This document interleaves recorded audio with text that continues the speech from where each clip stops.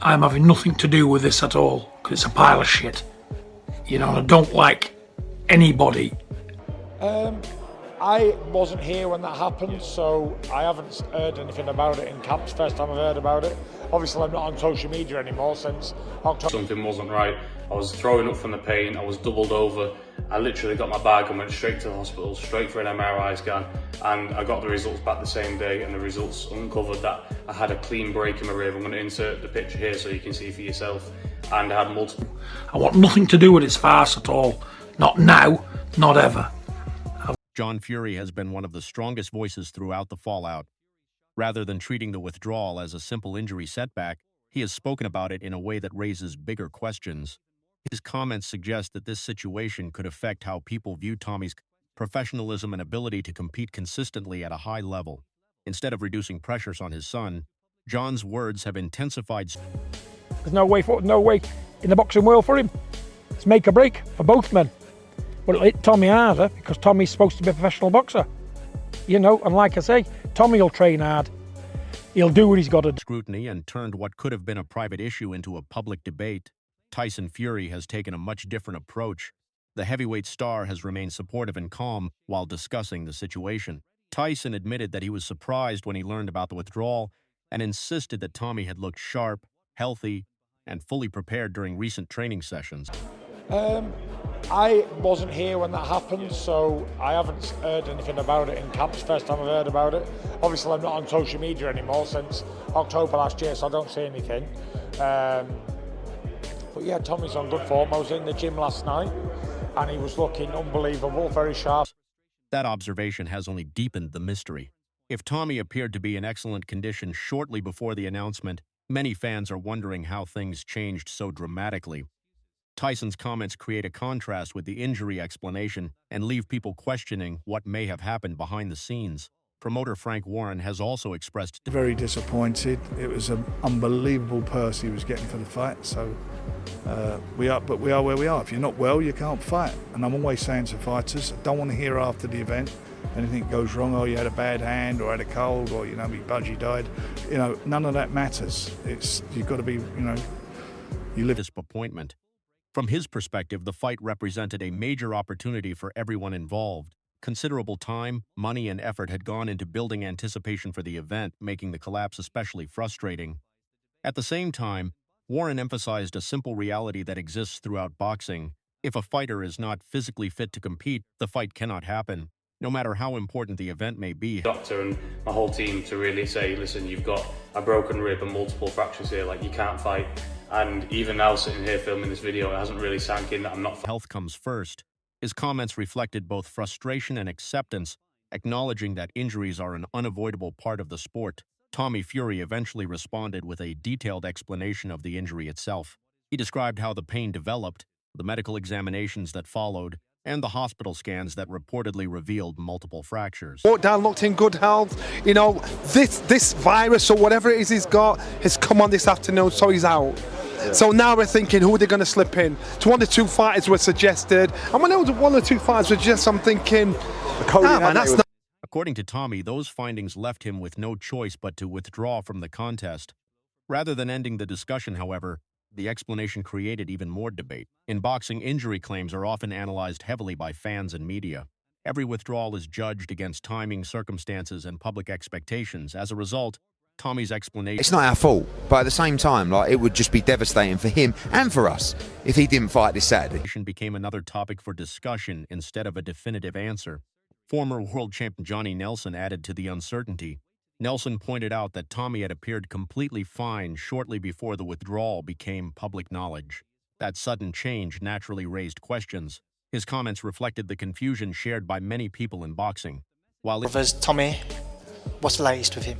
Yeah, he's had quite a serious hand operation. Injuries can worsen quickly. The timing of the announcement has left some observers wondering whether the full story has been told. The result is a situation where speculation continues to thrive. Eddie Hearn also highlighted the seriousness of the situation. He made it clear that a withdrawal of this magnitude affects far more than just the fighters. Entire promotional teams, broadcasters, sponsors, and training camps invest. Sport, it's nobody's fault. It's what happens. You know, footballers get injured, sportsmen get injured. Months of work preparing for major events. When a fight falls apart close to the scheduled date, the consequences spread across the entire industry.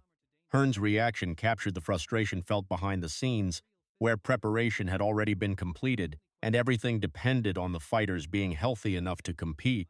Roman Fury later offered additional information that appeared to support Tommy's claims. He confirmed that the hand injury was serious enough to require surgery and significant adjustments to training plans.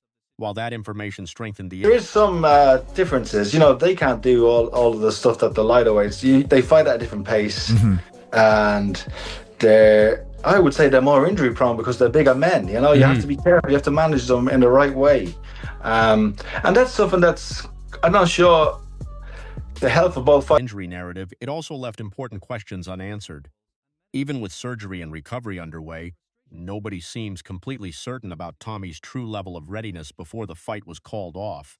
Frank Warren continued to maintain a measured tone while discussing the situation. He compared Tommy's injury to setbacks seen across other professional sports, suggesting that such issues can happen to any athlete at any time. However, his comments also highlighted how fragile fight preparation can be. All sorts of things, but to have a double whammy on this sort of seismic fight week is extraordinary, and to have both fighters pull out ill and we don't really know what's wrong, also odd. But the doctors have looked at them, they're not right to fight, they shouldn't fight. The fighters are there. They're the ones that I look at all the time. My respect is for the fighters, whether they're top level or journeyman. They're the ones that put their careers and their lives at risk. Months of hard work can be undone by a single injury. The bigger concern now is whether this was simply bad luck or part of a pattern that continues to disrupt major opportunities. Trainer Andy Lee shifted the conversation away from controversy and toward fighter safety. He pointed out that injuries become increasingly significant as fighters get bigger and stronger. According to Lee, physical wear and tear can become a major factor at heavier weights. His comments introduced a more serious perspective. Rather than focusing... Yes, I do know. I know he's knocked out quite a few people. Tommy knocks out 90% of the people that he spars with, or drops them at least. So he's a very hard... On rumors or speculation, he emphasized the genuine risks involved when injured fighters step into the ring. In doing so, he suggested that health concerns may have played a bigger role in the collapse of the fight than many people realize. Broadcaster Adam Smith echoed the frustration being felt throughout the sport. He described a fight week that had been thrown into chaos by medical concerns and unexpected developments. His reaction reflected the confusion surrounding the entire situation. At the same time, Smith expressed respect for fighters who... I fought with a broken nose, I fought sick. Get the fuck over it. This is boxing. It's official. He was scared. I think the pressure got to him. The shit talk got to him. That's the... risk their health every time they compete. That respect made the cancellation even more disappointing because so much anticipation had been built around the matchup. Tyson Fury later added another interesting perspective when discussing Tommy's abilities in sparring. Tyson described him as a powerful fighter capable of dominating training partners and imposing himself physically during sessions. That reputation makes the injury story even more intriguing. Fans are now trying to reconcile the image. I know it is. A big dinosaur like that, 6'8", knockout power. It's not easy, is it? It's not like he's going up against somebody who can't crack or anything like that. It's a tough fight. And anybody at that weight cracks you, you're going to know about. Of a strong, aggressive fighter with the reality of a competitor being forced to withdraw due to physical problems. Jake Paul brought a completely different energy to the conversation. His reaction was highly critical, openly questioning Tommy's toughness and mentality. Those comments immediately sparked heated debate across the boxing community.